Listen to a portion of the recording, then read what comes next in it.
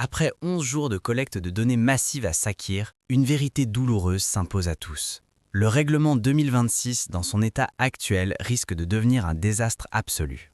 La rébellion menée par des titans comme Lewis Hamilton, Max Verstappen et Fernando Alonso a forcé la FIA à chercher désespérément un plan B de dernière minute, avant même que les feux ne s'éteignent à Melbourne. De nombreux pilotes avertissent que sur des circuits rapides et sensibles à la batterie comme Monza, Spa et Silverstone, ces voitures deviendront impossibles à piloter, voire dangereuses.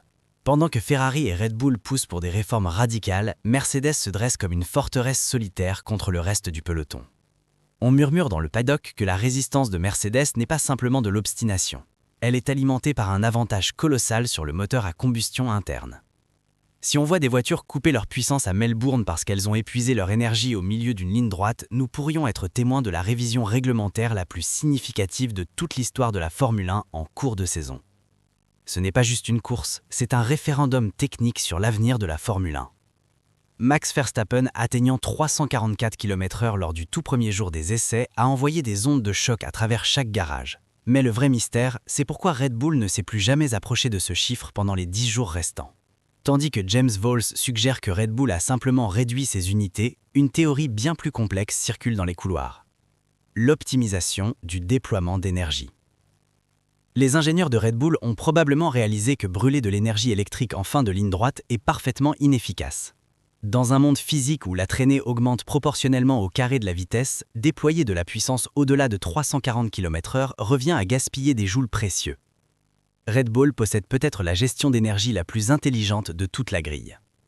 Mais la déclaration de Mercedes affirmant avoir comblé l'écart lors du dernier jour de test devra affronter son ultime épreuve lors des qualifications de Melbourne. Red Bull a-t-il volontairement réduit sa puissance? Ou a-t-il sacrifié la vitesse de pointe au profit d'une efficacité totale de la batterie? Melbourne révélera la vérité. Et cette vérité pourrait être explosive. La FIA examine actuellement un plan B pour réduire la puissance électrique de 350 kW à 250 kW, afin de sauver le spectacle et d'éviter ces coupures embarrassantes dans les lignes droites. Cependant, Mercedes combat cette proposition avec une férocité déconcertante. La raison technique est le secret le plus mal gardé du paddock. Le moteur à combustion interne de Mercedes est réputé être environ 15 à 20 chevaux plus puissant que les autres. Si la puissance électrique est plafonnée, le poids de la performance du moteur thermique augmente proportionnellement, rendant l'avantage de Mercedes encore plus écrasant. Pendant que les autres équipes argumentent que le spectacle sportif est en train d'être ruiné, Mercedes rétorque que l'excellence technologique ne doit pas être pénalisée.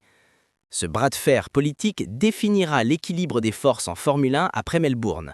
Si Mercedes remporte cette bataille politique, nous regardons peut-être en face une deuxième ère de domination des flèches d'argent en 2026. Mercedes a intensifié son lobbying pour s'assurer que le règlement reste écrit en sa faveur. La guerre ne se joue pas seulement sur la piste, elle se joue dans les salles de réunion de la FIA à Paris et à Genève. Lors du dernier jour des essais, Audi a réalisé un mouvement qui a pris tout le monde par surprise. Ils ont abandonné leur conception initiale d'aileron arrière pour copier la solution à volet tombant d'Alpine.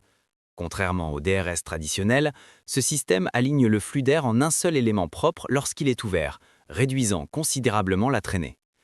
Plus important encore, il garantit que l'appui aérodynamique revient de manière beaucoup plus fluide et progressive lorsque l'aileron se referme. Pendant que Ferrari double la mise sur son aileron inversé radical, la solution SnapLogic d'Audi et d'Alpine pourrait offrir un avantage massif sur des circuits comme Melbourne, où les dépassements sont un véritable cauchemar et où le retour immédiat de l'appui aérodynamique est absolument vital. Audi prouve qu'elle est l'élève la plus rapide du paddock, adaptant avec une vitesse remarquable les concepts rivaux à sa propre philosophie. Cette guerre des ailerons déterminera qui peut être le plus courageux au freinage en fin de section rapide. Et à Melbourne, le courage se paye cash. Il y a une atmosphère funèbre dans le camp de l'équipe Aston Martin F1. Des informations filtrent indiquant que le moteur Honda est actuellement 5% en dessous de ses objectifs de performance, ce qui se traduit par un déficit colossal de 50 chevaux pour l'ouverture de la saison. Pour Fernando Alonso, c'est une tragédie aux proportions de mauvais timing absolu. Lorsqu'il est devenu évident il y a 3 à 4 mois que les objectifs de Honda étaient inatteignables, même des figures comme Andy Cowell ont eu du mal à contenir les dégâts. Alonso, qui espérait des podiums en 2026, pourrait plutôt se retrouver à suer sur la règle des 107% à Melbourne. La réalité que Honda ne pourra peut-être pas stabiliser son unité avant le Grand Prix du Japon a conduit Aston Martin à écrire effectivement la première moitié de saison comme perdue. Combien de patience lui reste-t-il pour se battre pour des miettes en fond de grille à ce stade avancé de sa carrière? Cette crise a transformé la gigantesque nouvelle usine de Silverstone en une maison du silence, le silence des grandes catastrophes annoncées. Malgré la perte de son baquet chez Racing Bulls, la présence de Yuki Tsunoda au volant lors de sessions d'essais libres supplémentaires cette saison a causé un véritable choc dans le paddock. Pourquoi Yuki plutôt que Liam Lawson? Parce que la direction de Red Bull souhaite mesurer l'écart entre la vitesse incroyable de Yuki sur le simulateur et sa conduite en conditions réelles. Des rumeurs dans le paddock suggèrent que Yuki est significativement plus rapide que Lawson sur le simulateur, ce qui a conduit Lauro Mecchi à se poser la question. Yuki serait-il en train de décoder le secret de ce nouveau règlement? Si Yuki venait à surpasser Lawson, voire Hadjar lors de ses sessions d'essai, un changement de siège en milieu de saison pourrait devenir inévitable. Red Bull garde toutes ses cartes en main et les retours de Yuki sont essentiels pour le développement de la voiture. Yuki reste un plan B prêt à être activé à la seconde où les résultats l'exigeront. Si la course de Melbourne dégénère en un défilé d'économie de batterie où les pilotes ont trop peur d'appuyer à fond, la FIA serait prête à réduire la puissance électrique de jusqu'à 150 chevaux. Cela ferait chuter la puissance totale de 1000 chevaux à 850 chevaux. Bien qu'une telle décision représenterait une confession humiliante d'échec, ce pourrait être le seul moyen de permettre aux pilotes de retrouver un style de conduite plus naturel et agressif. C'est là que l'avantage de Mercedes sur le moteur à combustion interne se transforme en arme nucléaire. À mesure que la puissance électrique est réduite, la performance brute du moteur thermique prend encore plus de poids, permettant potentiellement à Mercedes d'écraser la concurrence. La guerre technique 2026 se livre actuellement davantage dans les salles de réunion de la FIA à Paris et à Genève que sur la piste elle-même. Avant d'embarquer pour Melbourne, la plus grande crainte du paddock est que le sport le plus rapide du monde puisse être réduit à un simple exercice de conservation de carburant et d'énergie. Si elle est mise en œuvre, cette modification réglementaire ne fera pas que modifier les chiffres de performance.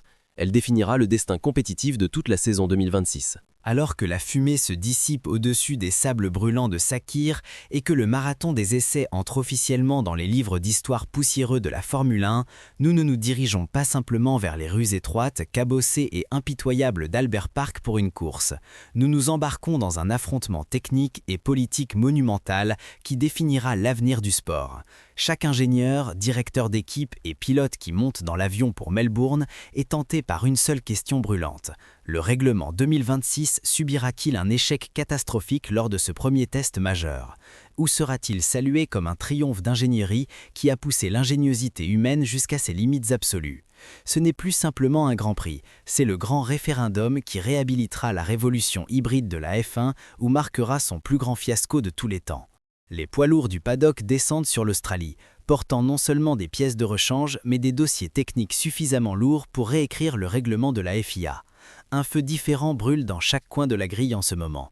Le formidable blocus politique érigé par Mercedes-AMG Petronas pour protéger son avantage présumé sur le moteur à combustion interne contre ses rivaux et contre la FIA elle-même forme la principale ligne de fracture du paddock.